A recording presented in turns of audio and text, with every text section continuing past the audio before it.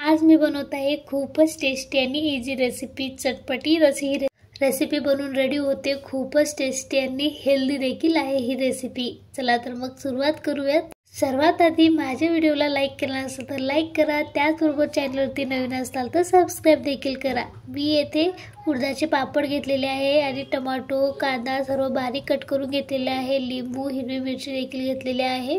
आता मी येथे डोशाचा पॅन घेतलेला आहे, यावरती आपल्याला पापड भाजून घ्यायचे आहेत। खूपच हेल्दी रेसिपी आहे ही, स्नॅक्ससाठी एकदम परफेक्ट आहे। झटपट देखील बनून रेडी होते, अगदी 5 मिनिटाच्या आत बनून रेडी होते। मी इथे पापड भाजून घेत आहे, तुम्ही बघू शकता। इथे तुम्हाला जर आवडत असेल तर तळून देखील खाऊ शकता, पण अशा प्रकारे भाजून खालात ना खूपच खमंग अशी ही मसाला पापड बनून रेडी होते।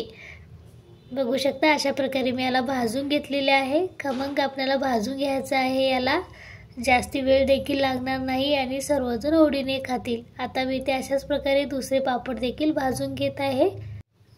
थोडासाही तेलाचा वापर देखील केलेला नाही, म्हणजे खूपच पौष्टिक रेसिपी आहे ही। तुम्ही देखील ट्राय करून पहा आणि कमेंट्समध्ये नक्की सांगा की कशी वाटली रेसिपी। खूपच इझी आहे, जास्ती वेळही लागणार नाही। आता अशा प्रकारे मी सर्व पापड येथे भाजून घेतलेले आहे, तसेच त्याला गरम तव्यावर ठेवले आहे, म्हणजे ते खमंग राहतील। आता इथे मी प्लेटमध्ये पापड घेत आहे। या पापडवरती सर्वात आधी आपल्याला कांदा घालून घ्यायचा आहे। तो बारीक कट करून जितकं होईल तितकं बारीक कट करून घ्यायचं आहे। आता इथे कांदा घालून घेतल्यानंतर त्याचबरोबर आपल्याला इथे टोमॅटो देखील घालून घ्यायचा आहे। तर मग माझा हा मसाला पापड कसा वाटला कमेंट्समध्ये नक्की सांगा आणि तुम्ही कसे मसाला पापड बनवता तेही सांगा। आता इथे कांदा घालून झालेला आहे, त्याचबरोबर इथे टोमॅटो देखील घालून घेत आहे मी।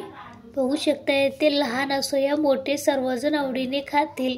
जर तुम्ही दिवसभराला काहीतरी खाण्याची इच्छा झाली ना, नक्कीच बनवून पहा, सर्वजण आवडीने खातील।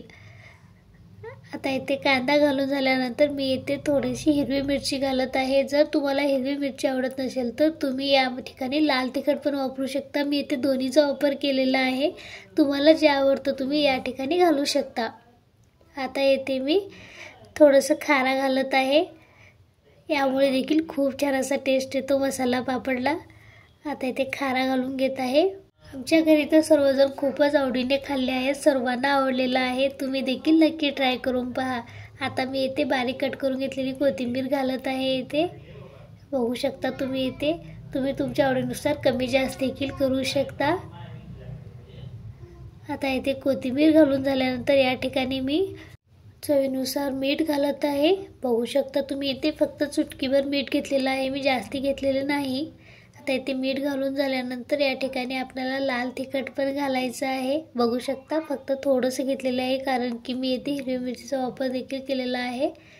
त्याचबरोबर मी इथे चाट मसाला घालत आहे, खूपच मस्त टेस्ट येतो चाट मसाल्यावरून याला। आता या ठिकाणी सर्वात शेवटी मी इथे लिंबूचा रस घालत आहे। आता एकदम परफेक्ट असा हा आपला स्नॅक्स बनून रेडी आहे। चला तर मग पुन्हा भेटूया अशाच एका छानशा रेसिपी बरोबर। तुम्ही हा माझा व्हिडिओ शेवटपर्यंत पाहिल्यामुळे तुम्हा सर्वांचं खूप खूप धन्यवाद।